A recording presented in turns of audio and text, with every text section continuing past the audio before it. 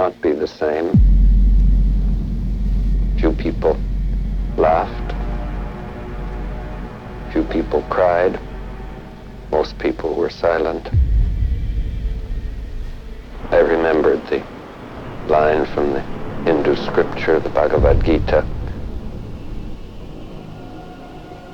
Vishnu is trying to persuade the prince that he should do his duty, and to impress him takes on his multi-armed form and says, "Now I am become death, the destroyer of worlds." I suppose we all thought that, one way or another. I'm a Barbie girl in the Barbie world. Life in plastic, it's fantastic. You can brush my hair, that brush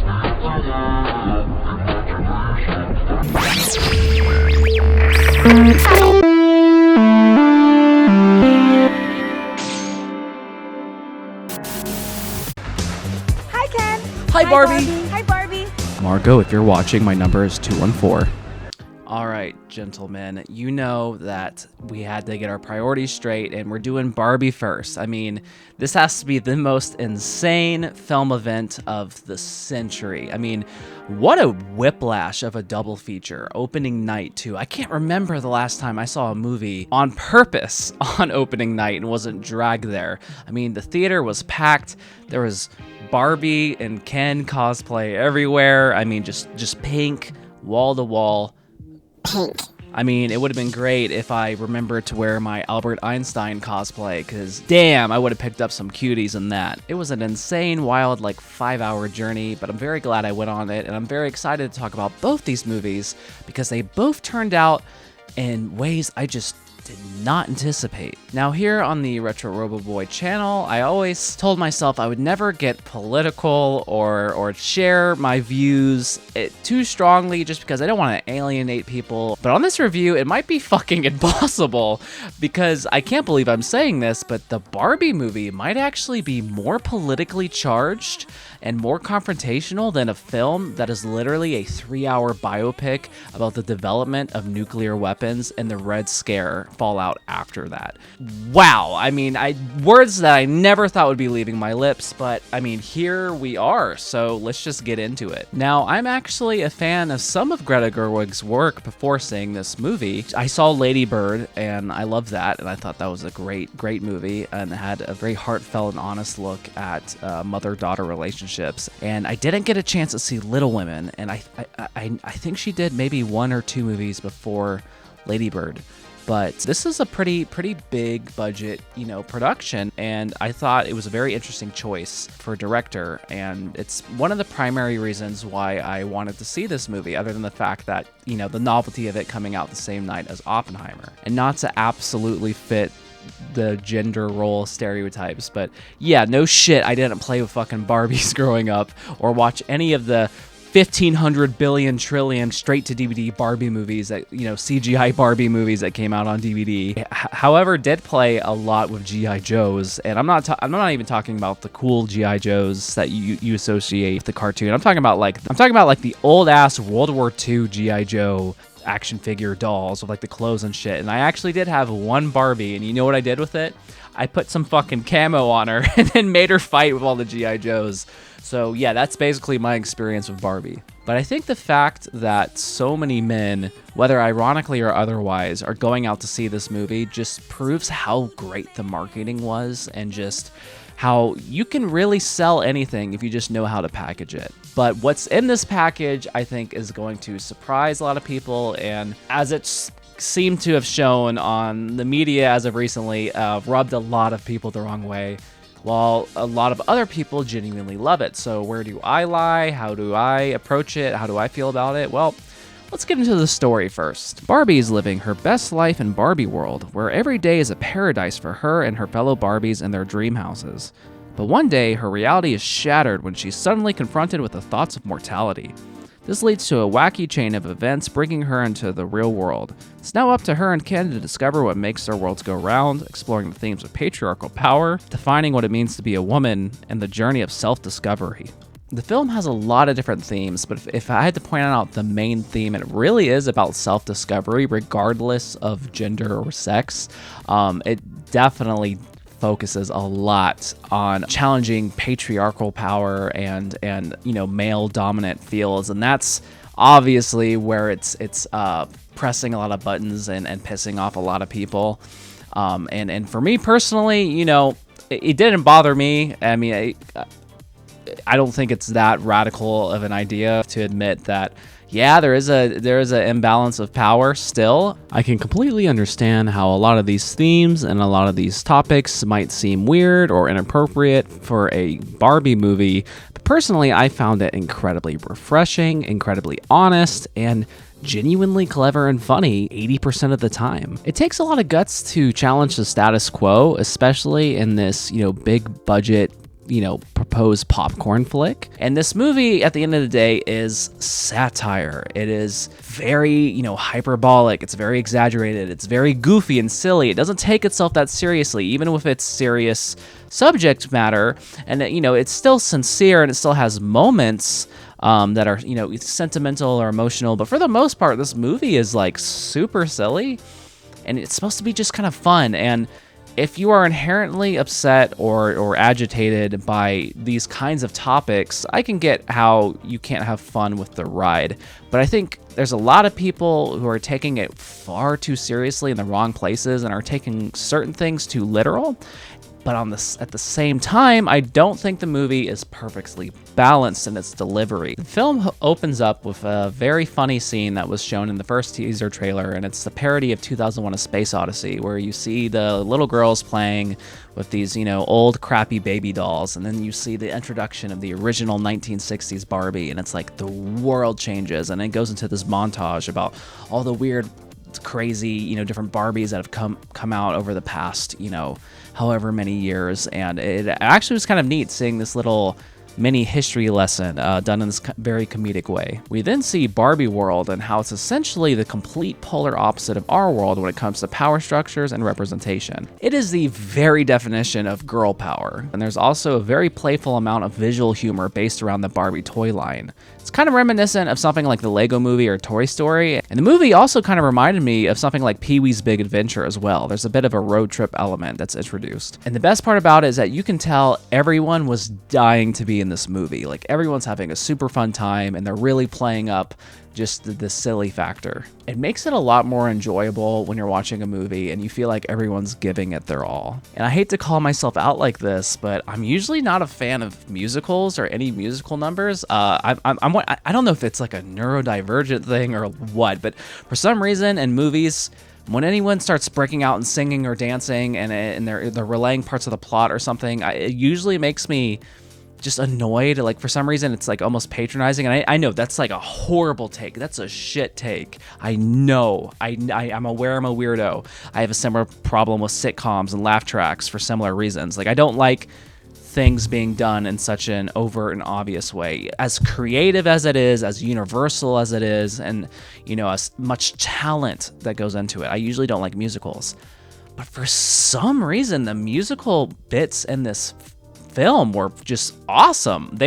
Maybe it's because they were funny and that's why I like them, but for some reason every time a musical moment came up, I actually got kind of hyped. It was the way it was delivered, the way the actors got into it, and the way it's used in the story. I actually thought the music in this was excellent. And overall, I think that visual and situational humor always works better than delivered dialogue with punchlines, and this movie has a healthy dose of both, and I think the musical segments kind of incorporate both of those things, and that's what made them work for me, especially anything with Ken. I mean, I'm just gonna admit it now, Ryan Gosling stole this movie for me, and I'm sure a lot of other people, and it's like, duh, you're a boy, like, no shit, you're gonna love that part in that segment. But if you've ever watched Portlandia, there's this great segment where they do this song. It's "What about men? What about men?" And it's like this There's huge chunks of this movie that kind of reminded me of that segment. I just thought it was funny as shit. Definitely going to try and channel some of that Kenergy. And remember, you are Knuff. And how are they canning? They're just, they're canning. They're canning all over the place. They're canning all over each other. They're canning everywhere. And they're canning so hard that they're gonna can themselves blind if they don't stop canning. But during one of these musical numbers, we had this rude awakening, this rude interruption in Barbie's world, and it comes crashing down because she suddenly, for some reason, has the epiphany about death, and she starts pondering her own mortality. And it basically, Barbie spirals into this midlife existential crisis. Greta Gerwig actually mentioned in some interviews that, 3 of her biggest inspirations when they were writing the script was Truman Show, The Matrix, and Serial Experiments Lane. Shout out, if you haven't seen that, one of the greatest anime ever. Whenever I heard that, I was like, holy shit, this is not going to be a normal movie. And I was right. Getting an indie director to turn a Barbie movie into a subversion of patriarchal power is something I never thought Mattel or any toy company or big, corporate body would ever allow for someone to do to their brand. But they clearly had a lot of trust here, and it was for the better. I mean, this. For as divisive as this movie may be, I would rather have a movie that kind of pushes boundaries and does something weird and different and has a lot of money invested into it and is actually spent well than something that's just cookie cutter, dry, by the numbers, just bullshit. And so this movie is very artsy.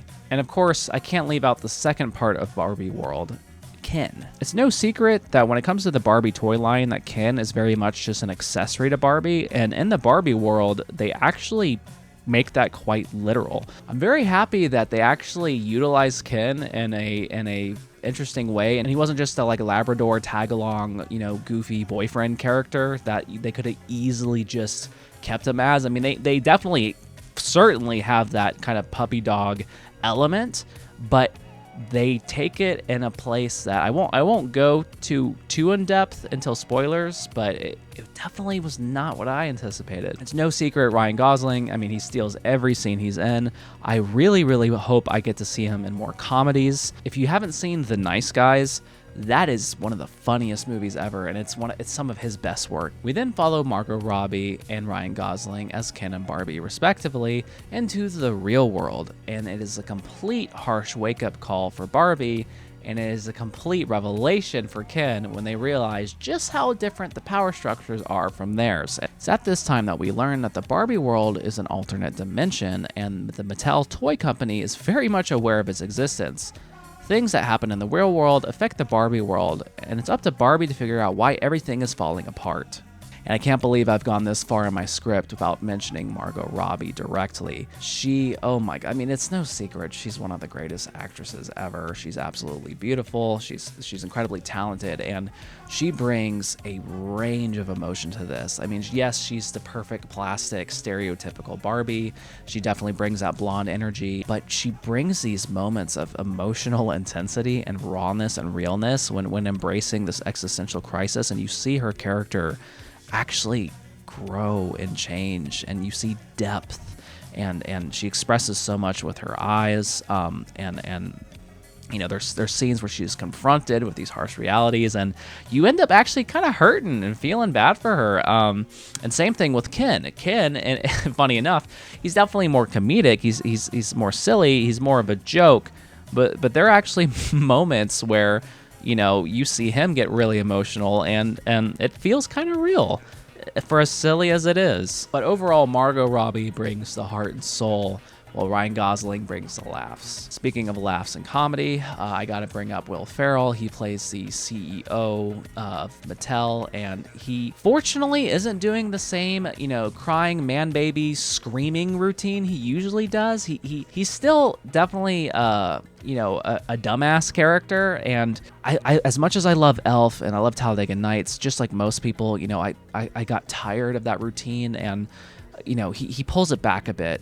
But at the same time, I'm not sure how much I really needed that aspect of the movie. The whole, anytime they got into the Mattel segments or got into the Will Ferrell segments, I was like, all right, let's wrap it up. It's just not working as well for me.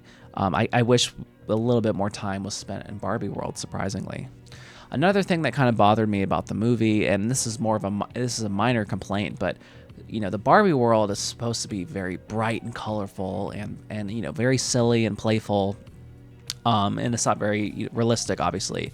And the idea of Barbie and Ken coming into the real world and all the complications and weird contrasts there, I think was a great idea. However, in the movie, the real world is pretty much almost exactly as cartoony, maybe not visually, but just the way it operates. It is so just exaggerated in how, misogynistic and predatory it is. And don't get me wrong, yes, catcalling is a big problem. Yes, sexual assault happens. Yes, it can be uncomfortable and scary to walk around in public if you are perceived as attractive or vulnerable. Duh, absolutely. But if two people were rollerblading and your boyfriend was fucking Ryan Gosling, jacked as shit, a couple teenagers wouldn't walk up to someone and literally spank you on the ass. That would be like holy shit, did that just happen? It wouldn't. And then immediately afterwards, construction workers are like, hey baby, come over here. And then immediately after that, a bunch of dudes taking it. It was just so immediate. Everyone was like, and I was like, all right, I didn't want to be the, oh no, not all men. That's not what I'm getting at. But it was to illustrate a point, and it got the point across fine. And again, the movie never takes itself too seriously, and is so silly. It has so many moments of just outlandish, crazy stuff that I was able to get with it over time. But at first, I was like, this is not the real world. This is the Barbie world's real world. You know what I mean? I'm not sure how it'd work, but I kind of wish the real world was a little bit more dry and real by comparison. And one character that's introduced that I thought I wasn't going to love, because I don't really love Kate McKinnon all that much and some of the stuff I've seen her in, I actually ended up liking her a lot. And she plays this character called Weird Barbie, who's essentially a toy from Sid's house in Toy Story. She's just been beaten up, torn to shit by some girl in the real world. And it's very funny to see all the visual gags that she had and her understanding of the real world. And the contrast between her and Margot Robbie as Barbie, I thought was just very fun, and I really like that interaction. I also have to give major props to Simu Liu, who plays the other Ken, contrary to Ryan Gosling. The rivalry they had was fun to watch, and to be honest, that's probably my favorite part of the whole movie. Was any time they were on screen together, it was just magic. Another actress who didn't get a whole lot of screen time but was definitely a real hit with the audience is Issa Rae. She played the Barbie president. Even though she didn't have a whole lot of screen time, all of her jokes got some of the biggest laughs in the theater, and she definitely did a lot with what little screen time she had. Lastly, I want to mention America Ferrera, who plays the human character in this film. She definitely brought the heart to this movie, and there's this element of motherhood that's in this film that was similar to the themes that you would see in something like Lady Bird by Greta Gerwig, and she definitely had some of the most kind of emotional scenes in it, and I did not expect to cry in this movie. I'm not ashamed to admit it. There was actually one, maybe actually two moments where I actually had just a little tear coming up. I was like, oh man, that's very touching. And her character, little tear coming up. I was like, oh man, that's very touching. And her character, her relationship to Barbie, I don't want to spoil it just in case, because I don't think it was in the trailers. Her relationship with Barbie and her relationship with her daughter in the film, and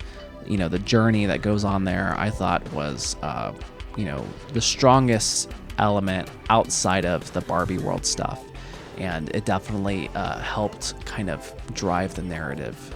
Regardless of what part of the movie it was, the cinematography throughout this movie was awesome, and a lot of that is thanks to the set design and the costuming. I mean, how much fun it would have been to work on this movie, and it's a crazy, insane. There was a pink paint shortage because of the production of this film. I mean, talk about power.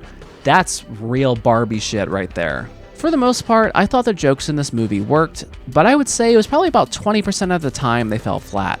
Most of the crowd in my theater was laughing throughout, but there were a few moments where the social commentary was a little too heavy-handed. I think the delivery just didn't work all the time, but the performances and overall playfulness of the material kept it from ever getting too off track for me, and at the end of the day, it's satire, so it's supposed to be very hyperbolic. The movie was able to be sincere and have moments of actual heartfelt emotion and be sentimental, but overall, it didn't take itself too seriously and was able to poke fun at itself.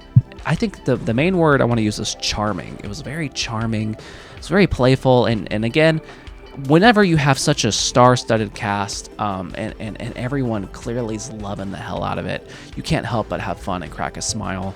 But I definitely think that while I agree with the messages, and I think it has a lot of strong themes, and it has something important to say, it gives you something to chew on, I don't think the delivery always worked, and I feel like it was just a little messy. I'm gonna have to get into some spoilers if I really want to touch on the social commentary in this film, because a lot of it is about the ending, and you know, I don't want to ruin it for anybody who hasn't seen it yet, so if you haven't seen it, you can skip ahead, but before I do that, I'll go ahead and I'll give it my rating. So originally, I was going to give this movie a 7.5 out of 10. I kept going back and forth between 7.5 and an 8, because while yes, I did have some problems with some of the commentary and more so how it's handled in its conclusion, I laughed so much during this movie, and there were so many key scenes that I can still remember almost beat for beat, and I honestly kind of want to go back and watch it again, and the fact that I'm enjoying a Barbie movie this much is a miracle. So just for that, and it just kind of becoming this cultural phenomenon and rubbing off on me so much, I'm going to go ahead, I'm going to bump it up, and I'm going to give it an 8 out of 10. They did make a sequel.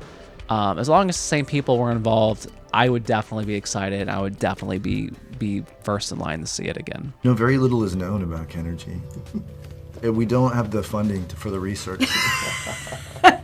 We know that it's real. You know. Yeah. It in my case, it came on as a rash, and then it turned into a tan, and then suddenly you're shaving your legs and you're bleaching your hair, and it's you're wearing bespoke neon rollerblades.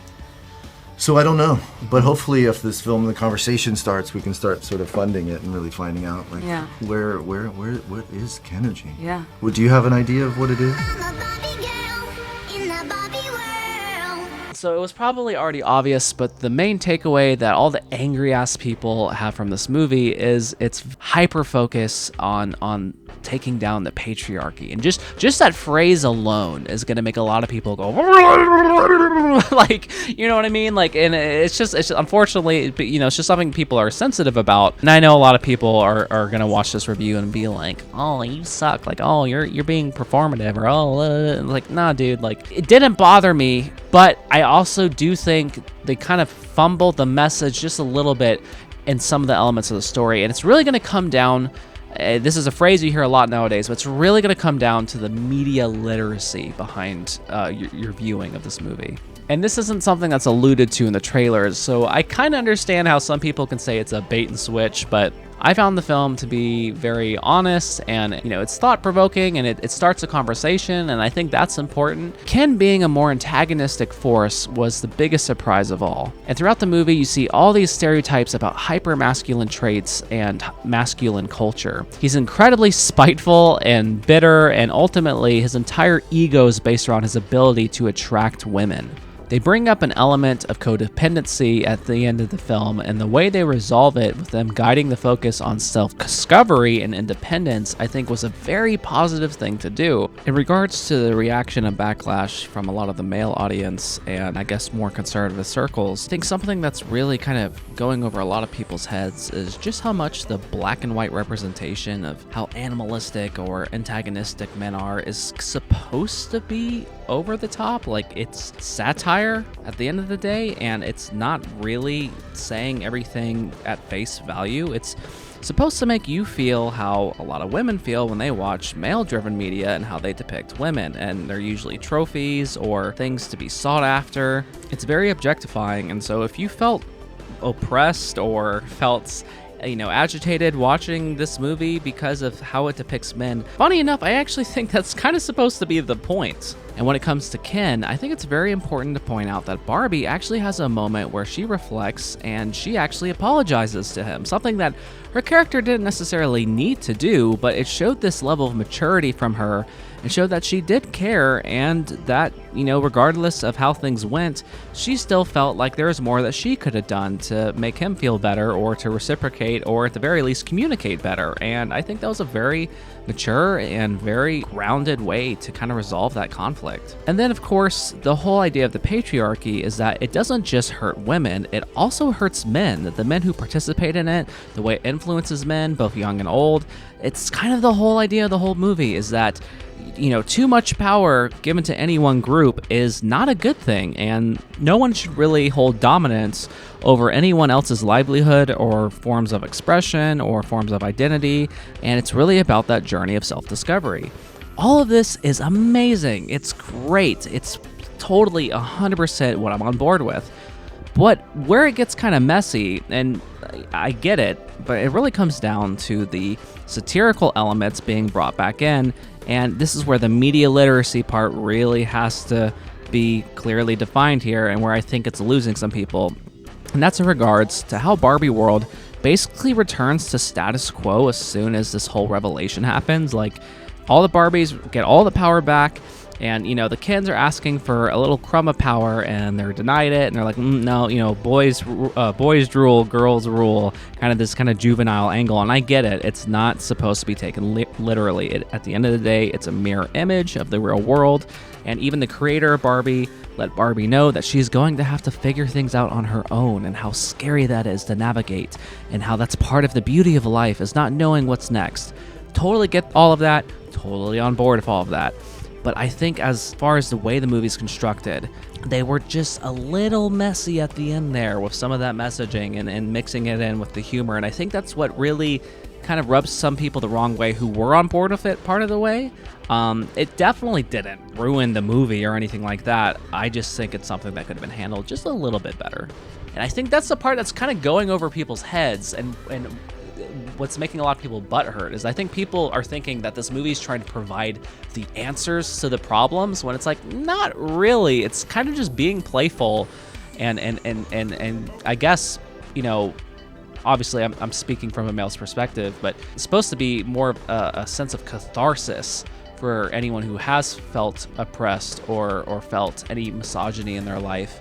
And also, too, an incredibly important moment at the end of the movie is when Barbie asks the creator, Barbie, well, what does it mean to be a woman? What am I supposed to do? And she says, I don't know. And she's like, that's terrifying. And she's like, yeah, but that's part of life. That's part of why it's beautiful, is that, we don't know what we're supposed to do. And, there isn't any one answer.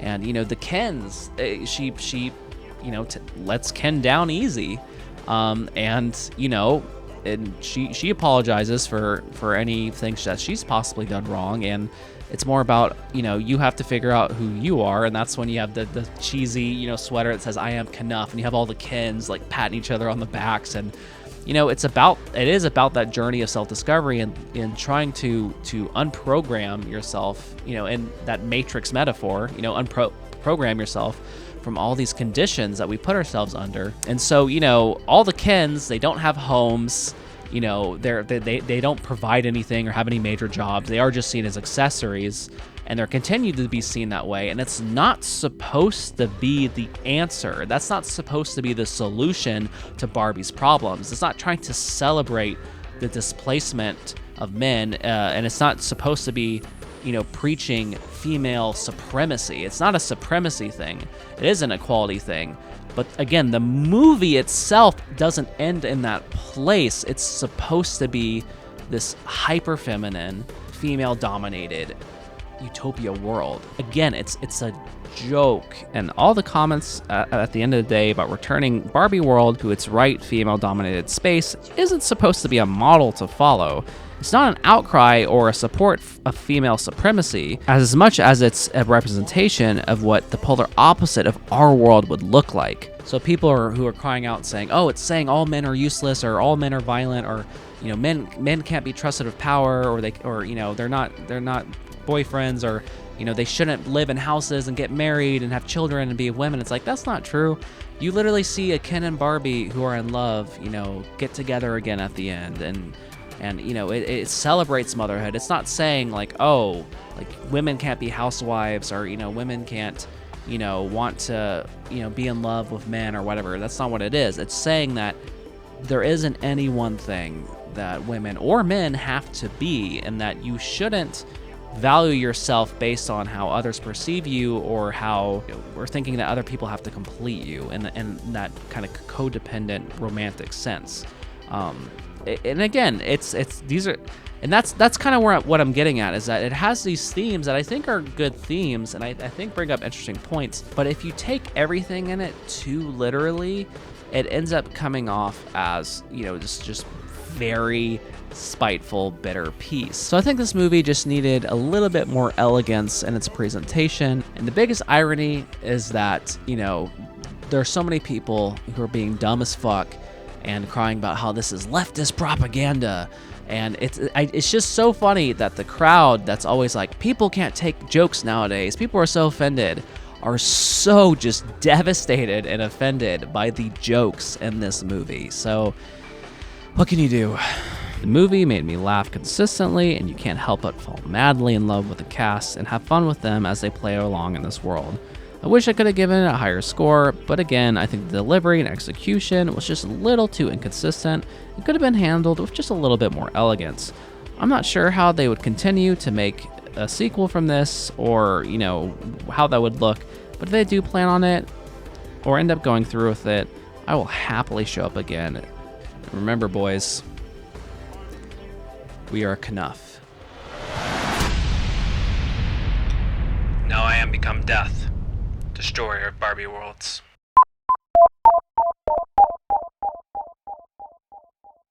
That other meme I hadn't seen yet. All those ones really tickle me as well. Beautiful. Yeah. What's a meme? Ryan. Are you aware of the disappointed Cillian Murphy meme on the internet? The what? The disappointed Cillian Murphy meme. I don't. What's a meme? So in junkets, the people, your fans on the internet, are saying that when you're not speaking, sometimes you look like you're disappointed in someone a long way away. Oh, really? Yeah. What do you think of that? Well, I'm glad I know what a meme is. I smell meme.